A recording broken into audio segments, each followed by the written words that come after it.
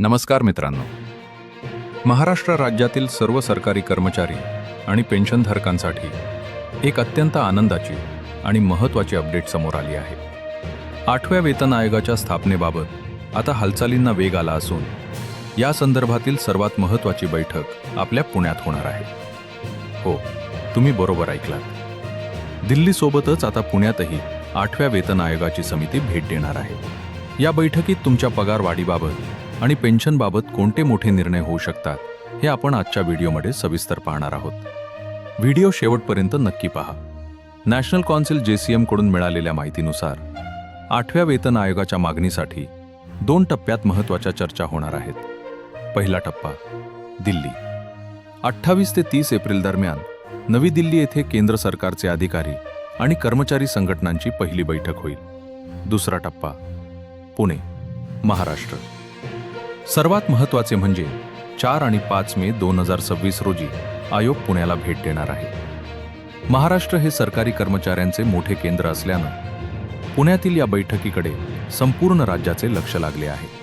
या 2 दिवसात राज्यातील विविध कर्मचारी संघटनांना आपली बाजू मांडण्याची संधी मिळणार आहे. पुण्यातील ही बैठक महाराष्ट्रासाठी का महत्त्वाची आहे? 1. थेट संवाद.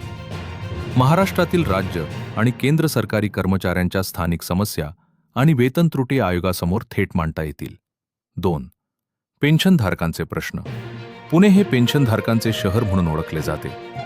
त्यामुळे निवृत्ती वेतनातील सुधारणांवर येथे विशेष चर्चा होण्याची शक्यता आहे. 3. Fitment factor. पगारवाढीसाठी लागणारा फिटमेंट फॅक्टर 2.57 वरून थेट 3.68 पर्यंत वाढवण्याची मागणी पुण्याच्या बैठकीत जोर धरू शकते. जर तुम्हाला किंवा तुमच्या संघटनेला या बैठकीत आपले म्हणणे मांडायचं असेल तर 30 एप्रिल 2026 पर्यंत ऑनलाईन निवेदने मेमोरँडम सादर करणे आवश्यक आहे.